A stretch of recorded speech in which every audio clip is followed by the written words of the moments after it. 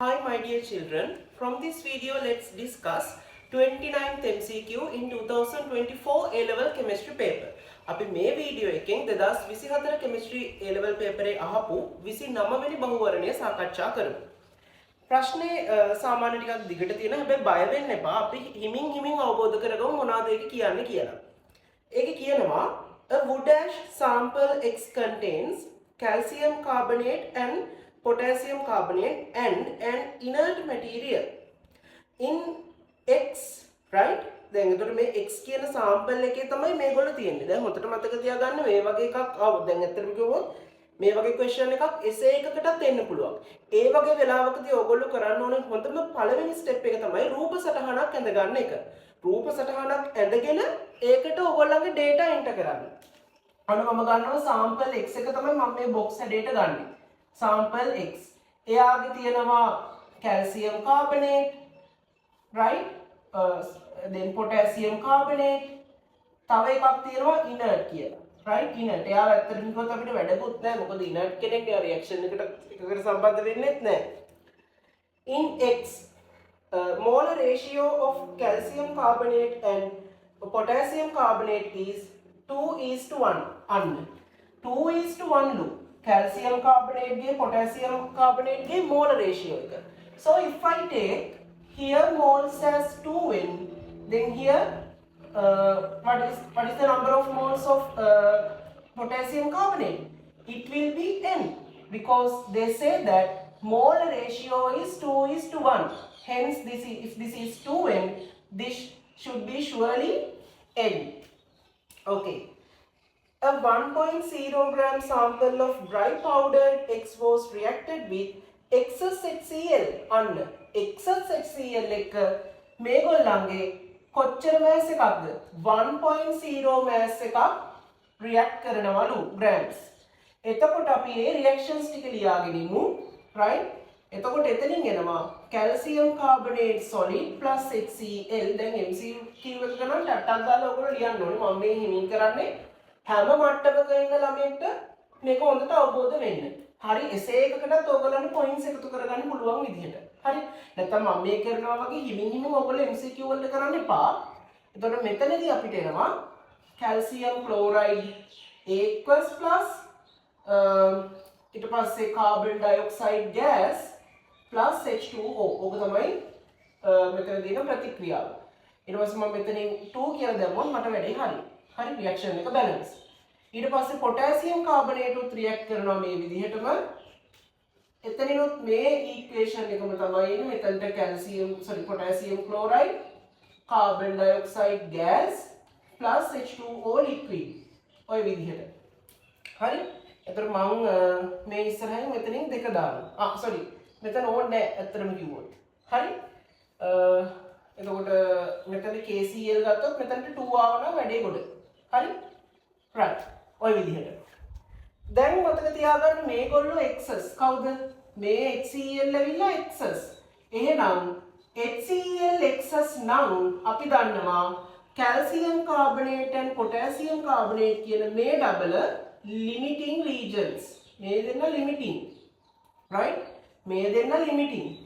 මෙයා excess නම් මේ දෙන්න අනිවාර්යයෙන්ම limiting වෙන්න ඕනේ. හරිද? එතකොට අපිට කියනවා එයාගේ ඒ ගත්ත HCl වල concentration එකයි volume එකයි දීලා තියෙනවා. අපි එතනින් හොයමු කොච්චරක් මුලින් HCl තිබ්බද කියලා. right? NHCl initial. මුලින් තිබ්බ HCl ටික. හරි? එතකොට මට ඒක අරගන්න පුළුවන්. concentration 0.30 moles per cubic decimeter into volume 25.0 cubic centimeters, and this should be divided by 1000. right? එතකොට මේක 1000 වලින් divide කරාම මට එනවා 7.5 into 10 to the power minus 3 moles. අන්න මුලදී මෙච්චරක් තිබ්බලු. ඊට පස්සේ අපිට තව කතාවක් කියනවා after the reaction was completed. ඒ කියන්නේ මේ calcium carbonate, potassium carbonate, HCl එක කරන reaction එකෙන් පස්සේ the remaining HCl was quantitatively collected and titrated with 0.10 moles per cubic decimeter sodium hydroxide. The burette reading at the end point was 15.0 cubic centimeters. Then මෙතන තියෙන ඔක්කොම moles මේගොල්ලොත් එක්ක react කරේ නැහැ. ඇයි excess නේ? ඒ නිසා මොකද උනේ? පොඩි කොටසක් ඉතුරු වුණා. ඒ ඉතුරු වුණු HCl ටික තමයි අලුතෙන් දාන sodium hydroxide එක titration එකක් කරන්නේ. අපි බලමු එහෙනම් sodium hydroxide moles කොච්චරක් පාවිච්චි කරාද කියලා. ඒක අපිට හොයාගන්න පුළුවන්. ඒ දීලා තියෙන concentration value වලින් 0.10 moles per cubic decimeter into volume 15.0 cubic centimeter, and this should be divided by 1000.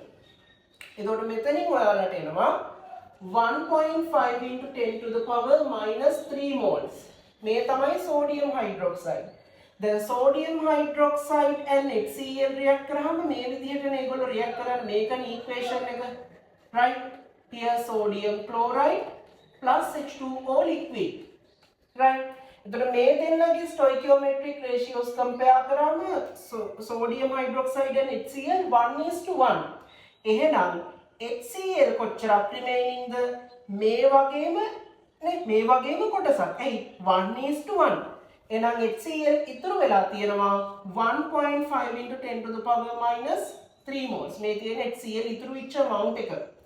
මේ තියෙන මුලින් HCl තිබ්බ ටික, මේ තියෙන ඉතුරු වෙච්ච ටික, මේ දෙන්නගේ difference එකෙන් අපිට අරගන්න පුළුවන් කොච්චරක් HCl calcium carbonate එකයි potassium carbonate එකයි react කරාද කියලා.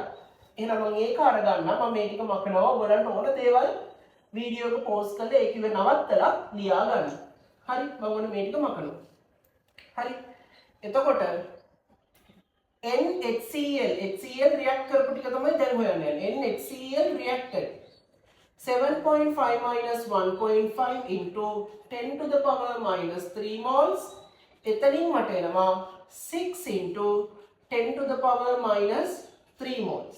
එහෙනම් මෙච්චරක් HCl ප්‍රමාණයක් ප්‍රතික්‍රියා කරලා තියෙනවා කවුරු එක්කද? මේ දෙන්න එක්ක. එහෙනම් හොඳට මතක තියාගන්න අපි මෙතනදී අරගත්ත දැන් මෙතනදී 2:1 බලන්න මේ මෙතන මෙයාගෙනුත් මෙතනින් 1:2 මෙතනත් 1:2. හරි. එහෙනම් calcium carbonate 2n නම් HCl කොච්චරක්ද? HCl ඇවිල්ලා 4n. හරි. ඇයි 1:2. potassium carbonate එකයි මෙතන දෙකයි. එහෙනම් potassium carbonate n නම් HCl 2n 1:2 stoichiometric ratio. එහෙනම් අපිට අරගන්න පුළුවන් here මේ 2n into 2 ඇයි මෙතන moles calcium carbonate දෙකයි, ඒ වගේ දෙකක් මෙතන. ඒ නිසා තමයි 2n into 2 plus n into 2. Why? Because here moles is n but here stoichiometric ratio 1:2. එහෙනම් මෙතන 2n. ඒගොල්ලෝ සමාන කරනවා මෙන්න මේ අපි ගත්ත HCl react කරපු amount එකට. එතකොට මෙතනින් එනවා මට 4n plus 2n equals 6 into 10 to the power minus 3 moles. මෙතනින් එනවා 6n into 6 into 10 to the power minus 3 moles.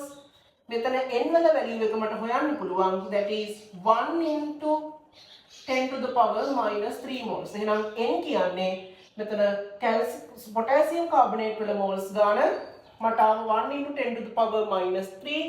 එහෙනම් calcium carbonate වල percentage එකයි අපෙන් අහන්නේ. එහෙනම් calcium carbonate moles හොයන්න පුළුවන් මෙතනින්.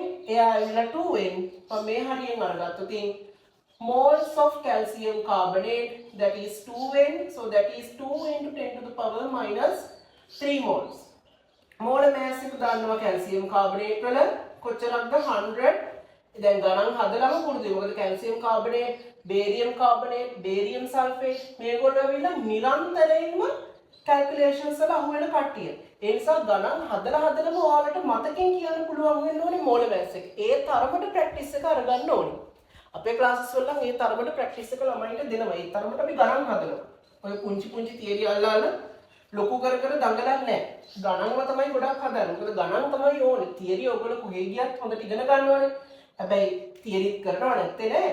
හැබැයි ගණන් කියන්නේ හදලම ප්‍රැක්ටිස් වෙන්න ඕන දේවල්. හොඳයි. එහෙනම් මට මෙතනින් ගන්න පුළුවන් කැල්සියම් කාබනේට් mass එක 2 × 10 to the power minus 3 moles into 100 grams per moles. එතකොට මට මෙතනින් එනවා 0.5 moles කියලා. right? sorry 0.2 moles. 0.2 moles කියලා මට මෙතනින් එනවා sorry න්යාගේ mass එක gram. එහෙනම් එතනින් mass percentage එක හොයන්න පුළුවන්. mass percentage of calcium. exam එකේ මෙහෙම ලියන්න එපා. වචනෙන් ලියන්න mass percentage කියලා. මම මේ MCQ නිසා මේක කරන්නේ. 0.2 grams divided by total mass. total mass එක මේකේ අරන් තියෙන්නේ 1.0 grams into 100%. එතකොට මෙතනින් මට එනවා කොච්චරක් කියලාද? මට මෙතනින් එනවා 20. am I correct? yes 20%. 20% තියෙනවා calcium carbonate mass එක මෙතනින් ගත්තේ mass එකේදී. so our answer will be answer number 3. answer number 3. එතකොට මේ විදිහට තමයි මේ ගාන හදන්නේ. essay එකක නම් reactions ලියන්න ඕනේ. ඒවට වෙනම ලකුණු හම්බ වෙනවා. reaction වල physical states දාන්න ඕනේ. මම මේ දැම්මා වගේ. හරි? essay එකක ඒ වගේ වැඩ ගොඩයි. අර මම සංකේත වලින් ලිව්ව ඒවා n කියලා දාපේවා n කියලා දාන්න බෑ. වචනෙන් ලියන්න ඕනේ number of moles කියලා. ඒ වගේ ලොකු වැඩ කොටසක් වෙනවා essay එකක නම් MCQ එක මේ විදිහට තමයි අපි answer එක අරගන්නේ.